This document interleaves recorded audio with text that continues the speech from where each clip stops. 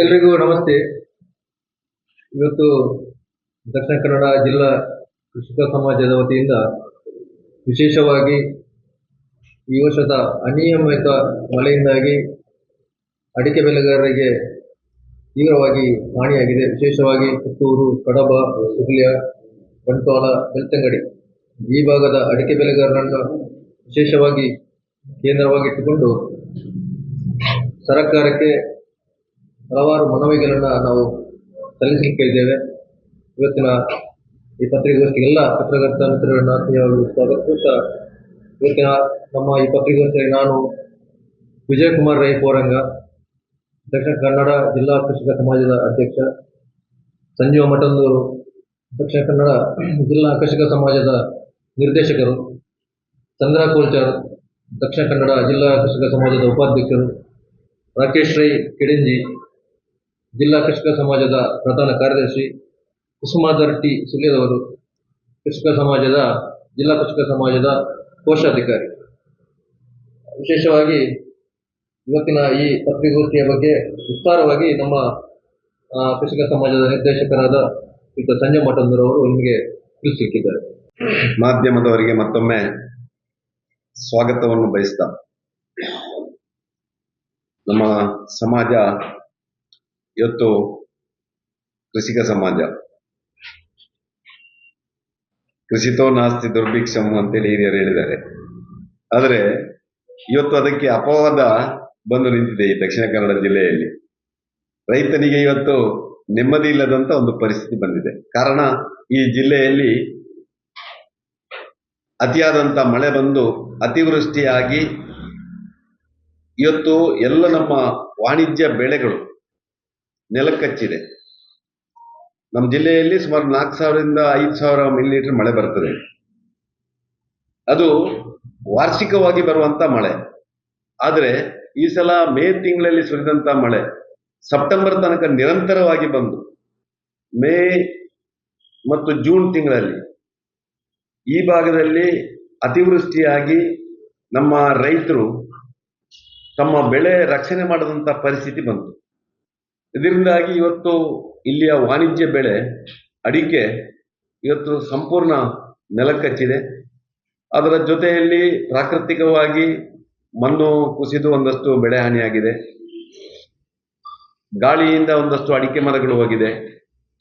ಸಿಡಿಲಿಂದಲೂ ಒಂದಷ್ಟು ಅಡಿಕೆ ಮರಗಳು ಹೋಗಿದೆ.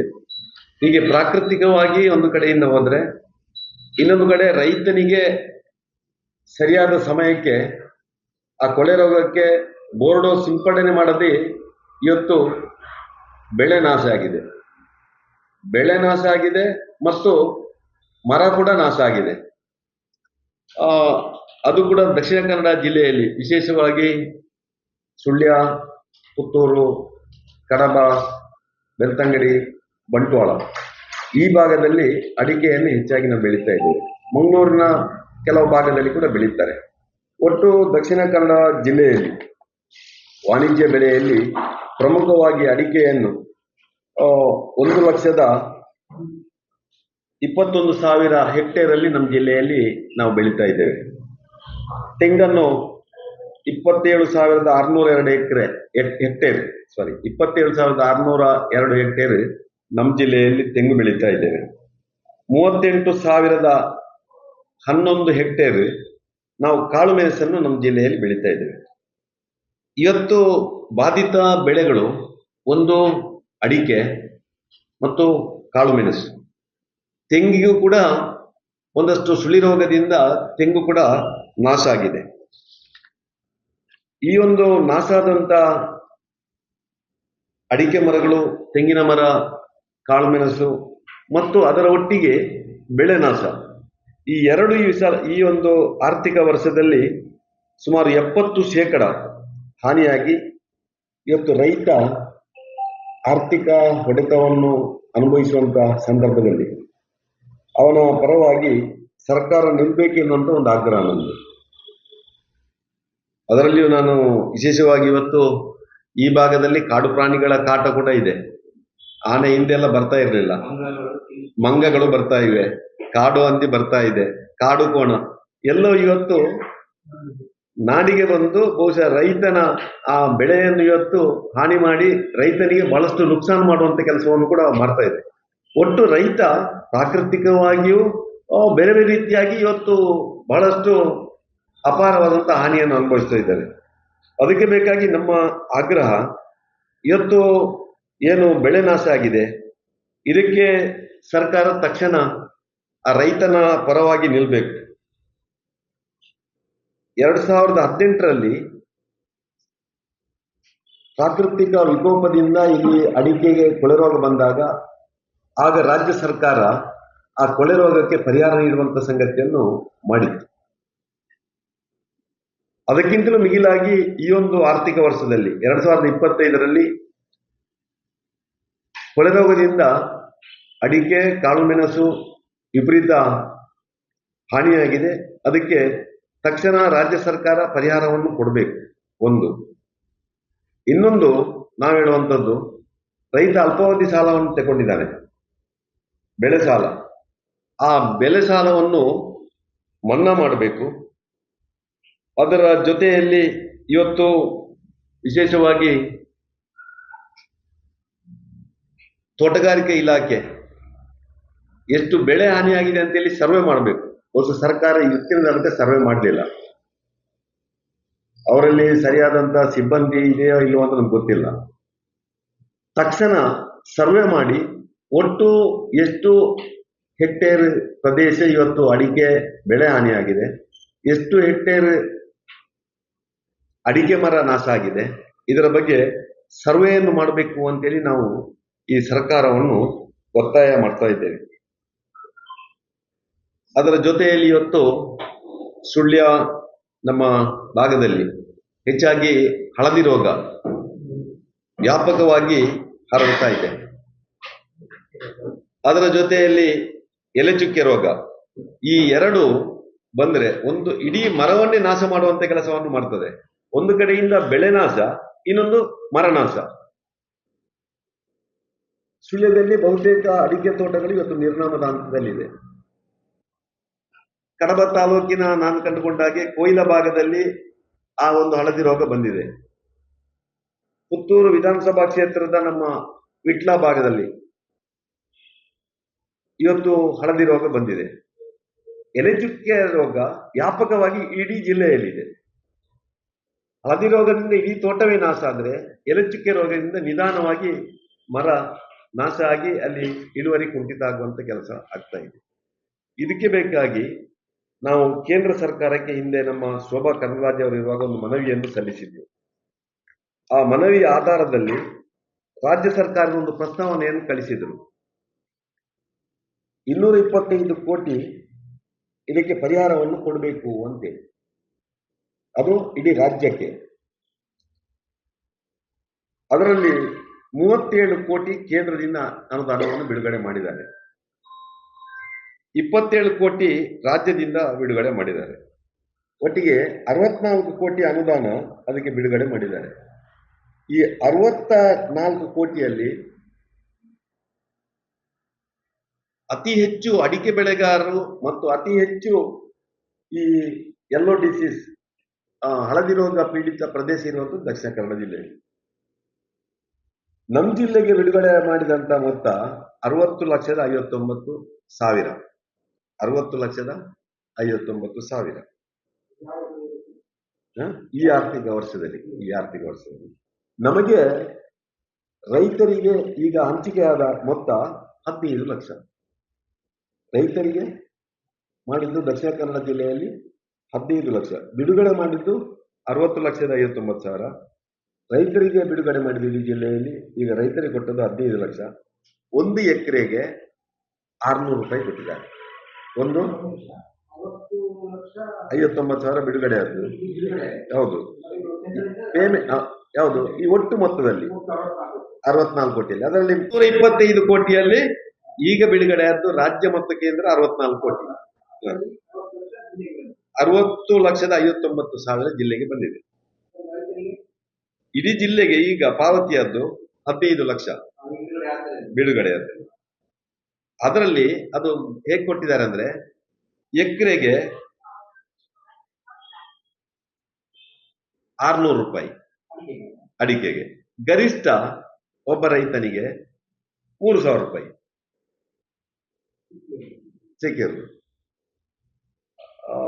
ನಾನು ಹೇಳುವಂಥದ್ದು ಬಹುಶಃ ಇದು ಯಾವುದು ರೈತನ ಕಣ್ಣಿರಿಸುವಂತ ಕೆಲಸವನ್ನು ಮಾಡ್ತಾ ಇದ್ದಾರೆ.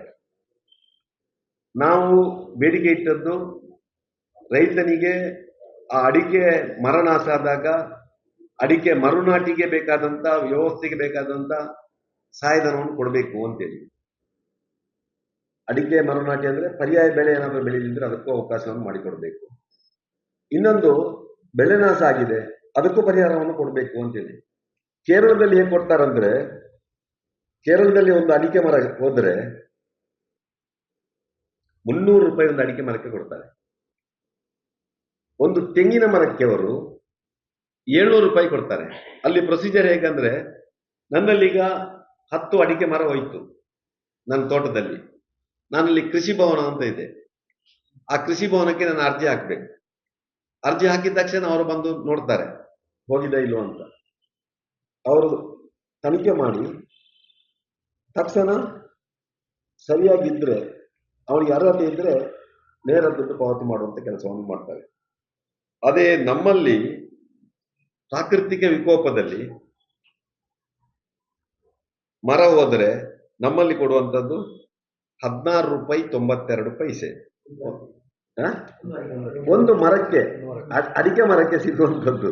ಅದು ಹೇಗಂದ್ರೆ 92 ಪೈಸೆ ನೀವು ಲೆಕ್ಕ ಹಾಕಿಬೇಕಾದ್ರೆ ಒಂದು ಹೆಕ್ಟೇರ್ಗೆ 2.5 ಎಕರೆಗೆ 22,000 ರೂಪಾಯಿ ಕೊಡ್ತಾರೆ. ಒಂದು ಹೆಕ್ಟೇರ್ ಅಲ್ಲಿ 1300 ಮರ ಬರ್ತದೆ. ಅದರಲ್ಲಿಯೂ ಅದು 33% ಹಾನಿಯಾಗಿರ್ಬೇಕು. ಅದರಿಂದ ಕಡಿಮೆ ಆದ್ರೆ ಇಲ್ಲ. ನನ್ನಲ್ಲಿ 10 ಮರ ಹೋಯ್ತು, 20 ಮರ ಹೋಯ್ತು, ಪರಿಹಾರ ಇಲ್ಲ. ಕರ್ನಾಟಕದಲ್ಲಿ, ಕೇರಳದಲ್ಲಿ 10 ಮರ ಹೋದ್ರೂ ಪರಿಹಾರ ಸಿಗ್ತದೆ, ಎಕರೆಗಟ್ಟಲೆ ಹೋದ್ರೂ ಪರಿಹಾರ ಸಿಗ್ತದೆ. ಇಲ್ಲಿ 33% ಹಾನಿ ಆದ್ರೆ ಮಾತ್ರ. ಅರ್ಥ ಆಯ್ತಾ? ಎಲ್ಲಿ ನಮ್ಮ ತೆಂಗಿನ ಅದು ಸಿಗ್ಲಿಲ್ಲ, ಲೆಕ್ಕ ಸಿಗ್ಲಿಲ್ಲ ನನಗೆ. ಅಡಿಕೆ ಮರದ ಮಾತ್ರ ತಗೊಂಡಿದೆ. ನಾವು ಹೇಳುವಂಥದ್ದು ಇದು ಅವರ 2025ರ ಗೈಡ್ ಲೈನ್ ಕೇರಳದ್ದು. ಅವರು ಗೈಡ್ ಲೈನ್ ಅನ್ನು ವರ್ಷ ಚೇಂಜ್ ಮಾಡ್ತಾ ಇರ್ತಾರೆ.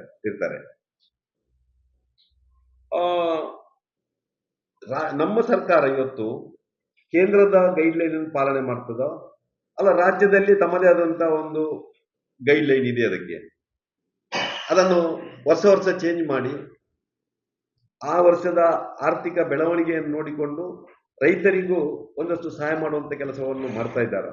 ಇದರ ಬಗ್ಗೆ ಸರ್ಕಾರ ತಕ್ಷಣ ಸ್ಪಂದನೆ ಕೊಡಬೇಕು. ನಾನು ಹೇಳುವಂಥದ್ದು ಕೇರಳ ಮಾದರಿಯಲ್ಲಿ ನಮ್ಮಲ್ಲಿಯೂ ಆ ರೈತರಿಗೆ ಬೆಳೆ ಹಾನಿಯಾದಾಗ ಮತ್ತು ಮರ ಹಾನಿಯಾದಾಗ ಪರಿಹಾರ ಕೊಡಬೇಕು ಅಂತ ನಮ್ಮ ಒಂದು ಆಗ್ರಹ.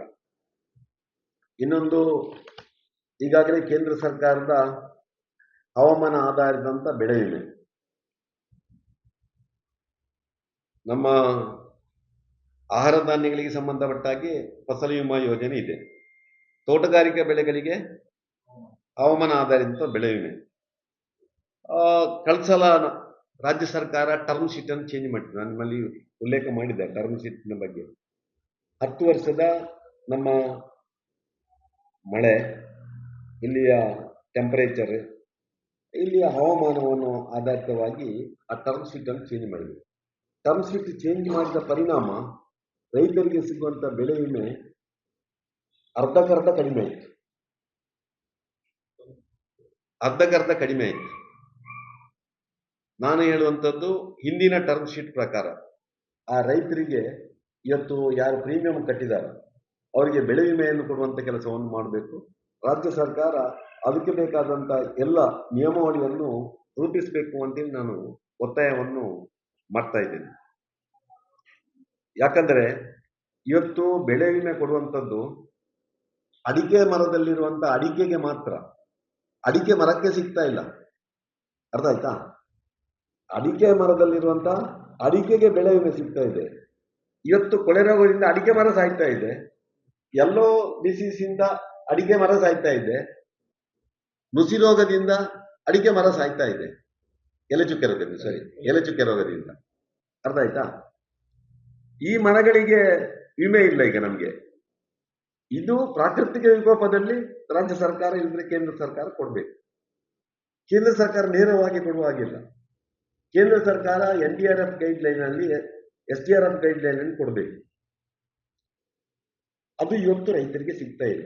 ಅದು ಕೇರಳದಲ್ಲಿ ಸಿಗ್ತಾ ಇದೆ ಸರಿಯಾಗಿ, ನಾನು ಹೇಳಿದ ಹಾಗೆ.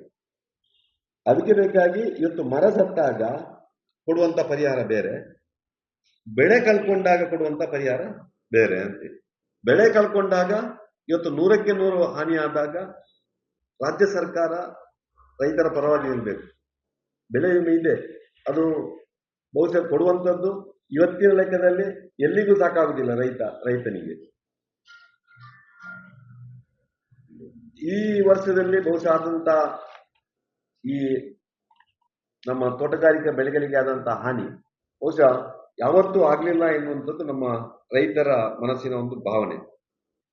ನಮ್ಮಲ್ಲಿ ಬಹುಶಃ ರೈತ ಒಂದಷ್ಟು ಏನು ವಿದ್ಯಾವಂತ, ಯಾವತ್ತೂ ಸಾಲ ಮಾಡಿದ್ರು ಆತ್ಮಹತ್ಯೆಯನ್ನು ಮಾಡ್ಕೊಂಡಿರಲಿಲ್ಲ ನಮ್ಮಲ್ಲಿ. ಆದರೆ ಬಹುಶಃ ಇವತ್ತಿನ ನಮ್ಮ ಈ ಒಂದು ವಾತಾವರಣ ನೋಡುವಾಗ, ರೈತರ ಪರಿಸ್ಥಿತಿಯನ್ನು ನೋಡುವಾಗ, ಮುಂದಿನ ದಿನಗಳಲ್ಲಿ ಅವ ಆತ್ಮಹತ್ಯೆಗೂ ಶರಣಾಗುವಂತ ಸಂಭವಗಳು ಬರಬಹುದು. ಅದಕ್ಕೆ ಮುಂಚೆಯೇ ಸರ್ಕಾರ ಎಚ್ಚೆತ್ತುಕೊಂಡು ಅವನಿಗೆ ಸರಿಯಾದಂತ ಒಂದು ಪರಿಹಾರವನ್ನು ಕೊಡಬೇಕು ಅಂತೇಳಿ ನಮ್ಮ ದಕ್ಷಿಣ ಕನ್ನಡ ಜಿಲ್ಲಾ ಕೃಷಿಕ ಸಮಾಜ ಒತ್ತಾಯವನ್ನು ಮಾಡ್ತಾ ಇದೆ. ಹೌದು, ಅದಾಗಿದೆ. ಬರುವ ಆರ್ಥಿಕ ವರ್ಷಕ್ಕೆ ಹೇಳಿದ್ದೆ ನಾನು. ಹೌದು, 26-27ಕ್ಕೆ ನಾನು ಹೇಳಿದೆ.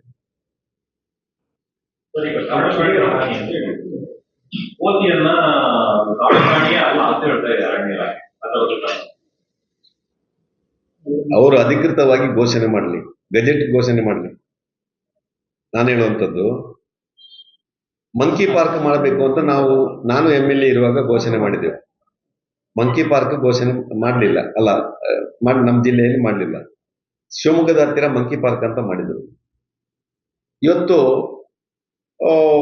ಅತ್ಯಧಿಕ ನಮಗೆ ಬೆಳೆ ಹಾನಿ ಆಗುವಂಥದ್ದು ರೈತರಿಗೆ, ತೆಂಗಿಗೆ ಮತ್ತು ಇತರ ನಮ್ಮ ವಾಣಿಜ್ಯ ಬೆಳೆ ಕೊಕ್ಕೋ ಇರ್ಬೋದು, ಅಡಿಕೆ ಕೂಡ ಮಂಗನಿಂದ.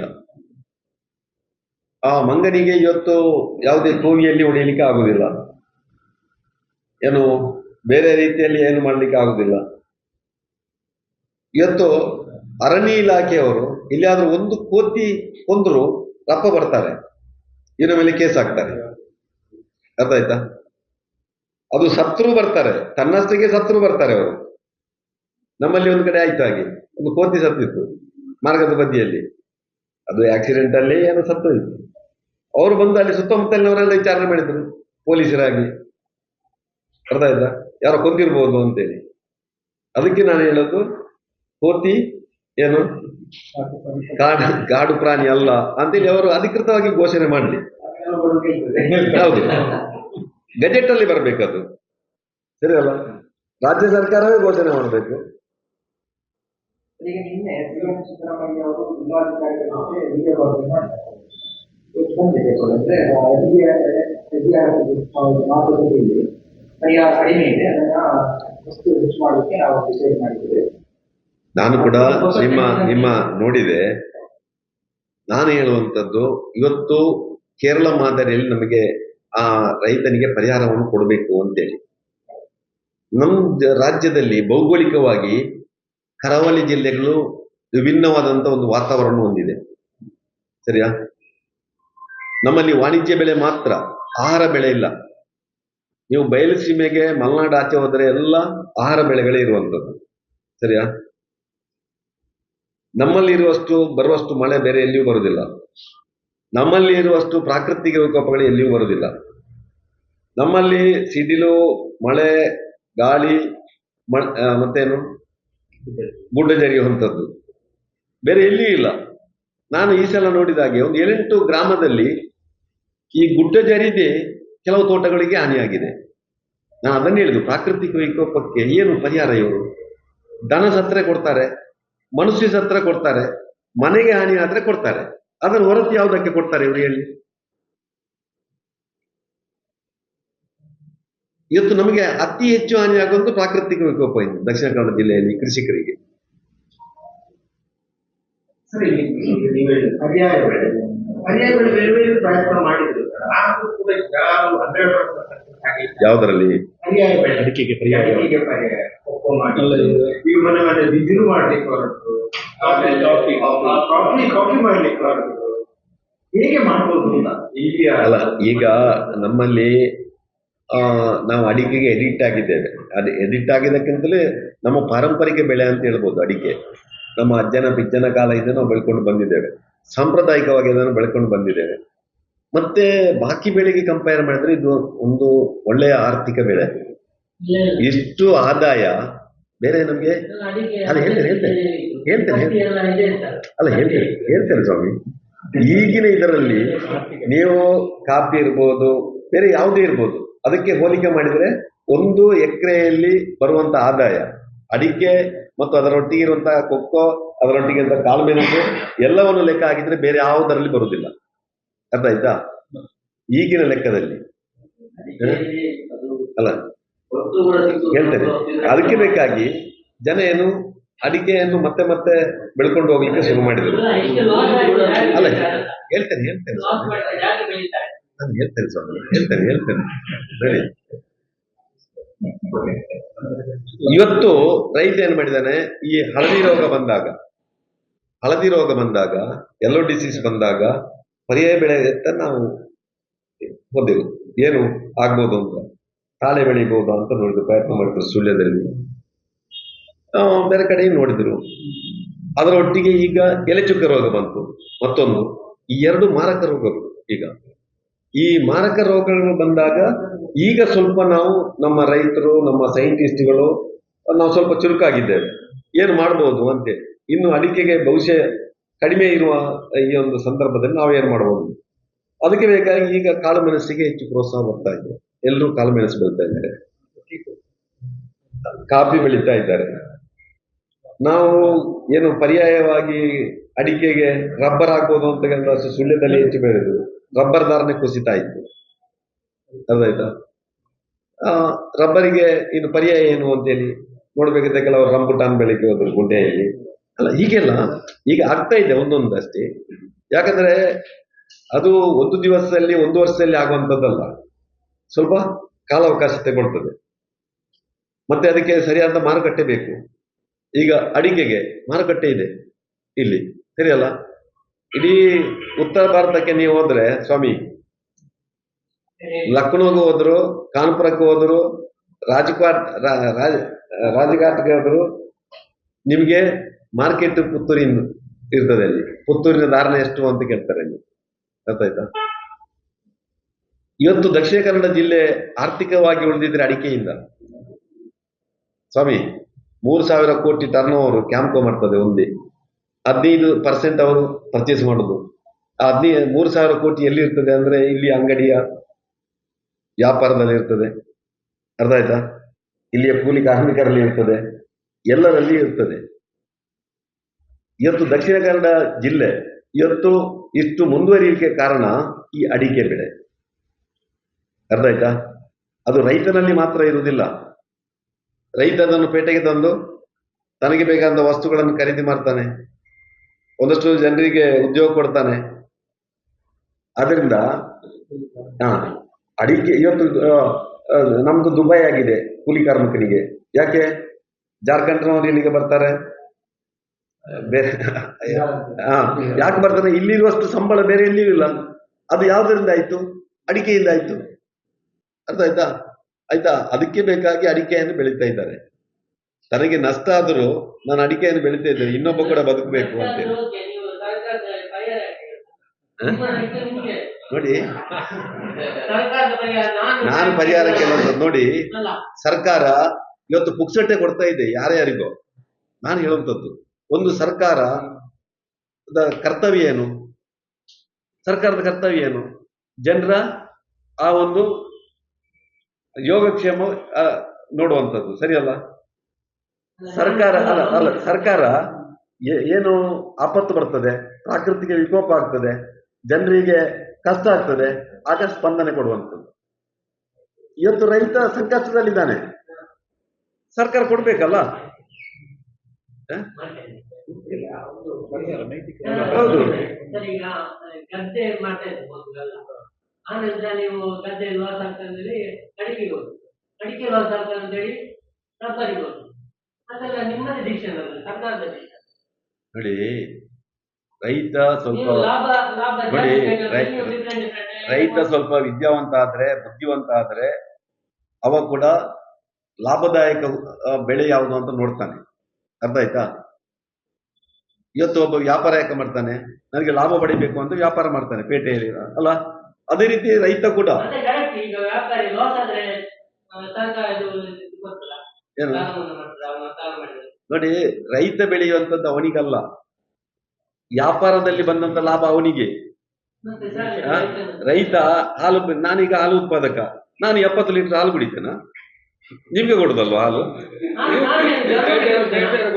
ಹೌದು, ಸರಿ.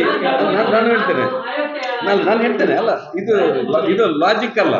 ನಾನು ಭತ್ತ ಬೆಳಿತೇನೆ, ನಾನು ಭತ್ತ ಬೆಳೆಯದೇ ಇದ್ರೆ ಯಾರಿಗೆ ಅಲ್ಲಿ ಊಟ ಉಂಟು? ಸರಿಯಾ? ವ್ಯಾಪಾರ ಮಾಡದಿದ್ರೆ ಏನಾಗುದಿಲ್ಲ. ರೈತ ಭತ್ತ ಬೆಳೆಯದಿದ್ರೆ, ಹಾಲು ಉತ್ಪಾದನೆ ಮಾಡದಿದ್ರೆ, ಅಲ್ಲ ನಾನು ಹೇಳ್ತೇನೆ, ಗುಜರಾತಿನವರಿಗೆ ಏನಿಲ್ಲ, ಅವರಿಗೆ ನಮ್ಮಲ್ಲಿರುವಂತ ನೋಡಿ, ನಮ್ಮಲ್ಲಿರುವಂತ ಅಲ್ಲ, ನಮ್ಮಲ್ಲಿರುವಂತ ಅಲ್ಲ, ನಮ್ಮಲ್ಲಿ ಸಾವಿರಾರು ನೋಡಿ, ನೋಡಿ, ಅಲ್ಲ, ನಿಮ್ಮ ಬಗ್ಗೆ ಚರ್ಚೆ ಬೇಡ, ಮುಗಿಸುವ ಅಲ್ಲ, ಅದನ್ನು ಮುಗಿಸುವ. ಈಗ ನಮ್ಮೊಳಗೆ ಚರ್ಚೆ ಬೇಡ, ಅವರಿಗೆ ಅದು ಕೃಷಿಯ ಬಗ್ಗೆ ಭಾರಿ ಗೊತ್ತಿಲ್ಲ, ನಿಮ್ಗೆ ಸ್ವಲ್ಪ ಗೊತ್ತಿಲ್ಲ.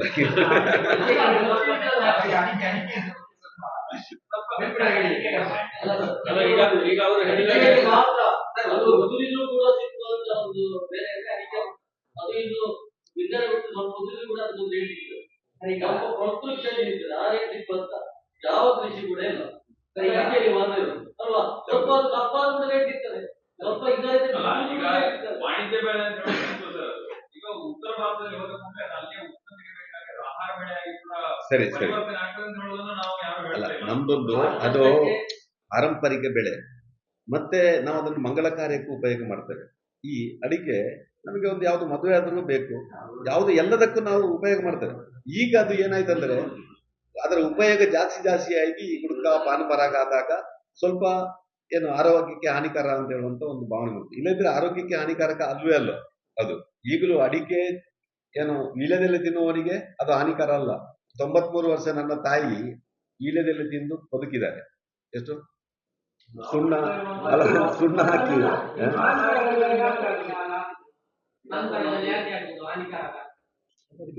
ಅಲ್ಲ, ಅದಕ್ಕೆ ಎಸೆನ್ಸ್ ಬೇರೆ ಎಸೆನ್ಸ್ ಆಗ್ತದೆ, ತಂಬಾಕು ಬೇರೆ ಬೇರೆ ಹಾಕಿ ಅದನ್ನು ಮಾರಾಟ ಮಾಡ್ತಾರೆ. ಯಾವುದು ಗುಡ್ಕ ಪಾನ್ ಪರಾಗ್ ಬೇರೆ ಬೇರೆ ರೂಪದಲ್ಲಿ ಅದನ್ನು ಮಾಡ್ತಾರೆ. ನೋಡಿ, ಅದಕ್ಕೆ ಅಡಿಕೆ ಹೋಗುವಂತದ್ದು ನಮ್ದಲ್ಲ, ಕೆಂಪು ಅಡಿಕೆ ಹೋಗ್ತದೆ. ಯಾರು ಶಿವಮೊಗ್ಗ, ಚನ್ನಗಿರಿ, ತೀರ್ಥಹಳ್ಳಿ, ದಾವಣಗೆರೆ ಆಚೆವರೆಗೂ ಹೋಗ್ತದೆ. ನಮ್ದು ಚಾಲಿ ಅಡಿಕೆ. ನಮ್ಮ ಚಾಲಿ ಅಡಿಕೆ ಕೇವಲ ಕಟ್ ಮಾಡಿ ತಿನ್ಲಿಕ್ಕೆ ಮಾತ್ರ. ಕಾಫಿ ಬೆಳೆ, ರಬ್ಬರ್,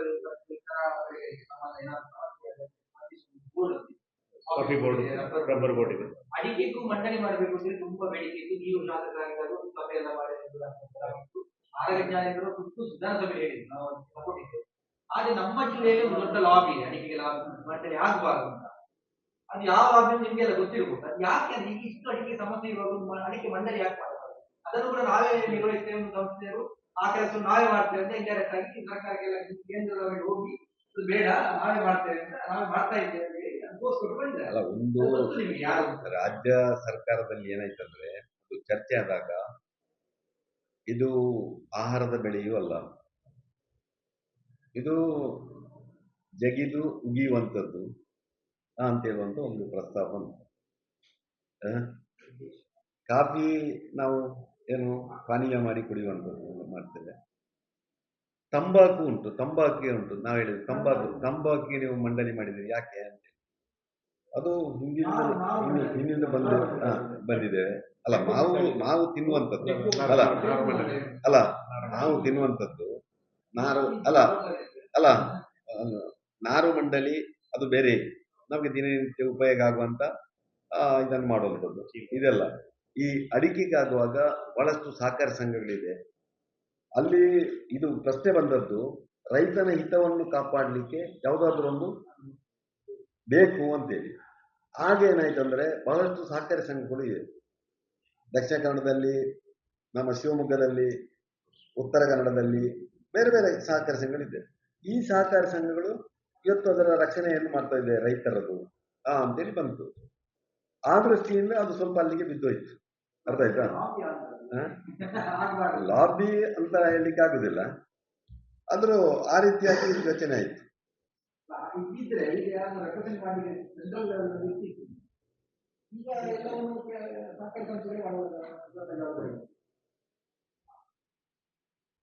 ಈ ಸಲ ಮುಗಿಸೋಣ? ಸಮಸ್ಯೆ ಆಗಿದೆ. ಆಯ್ತು, ಧನ್ಯವಾದ.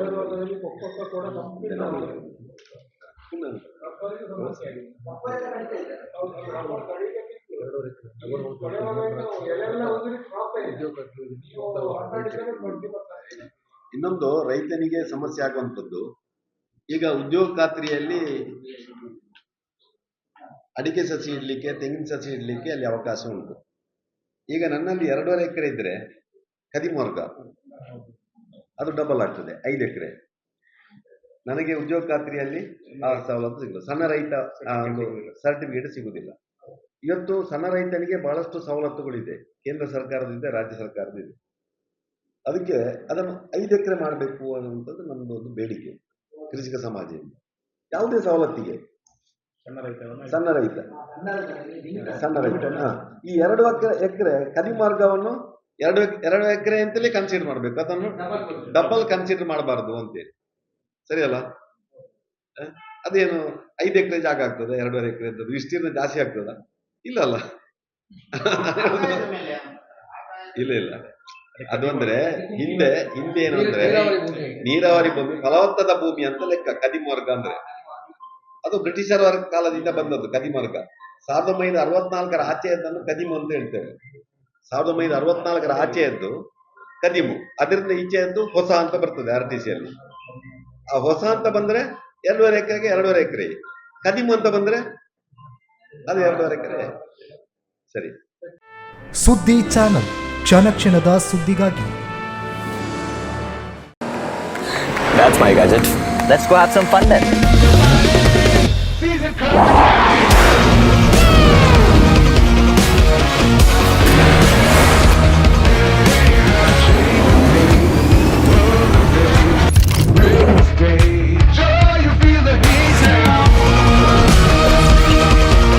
Introducing the hot and techy Brezza SCNG. Cool new SCNG tech for a cool new generation.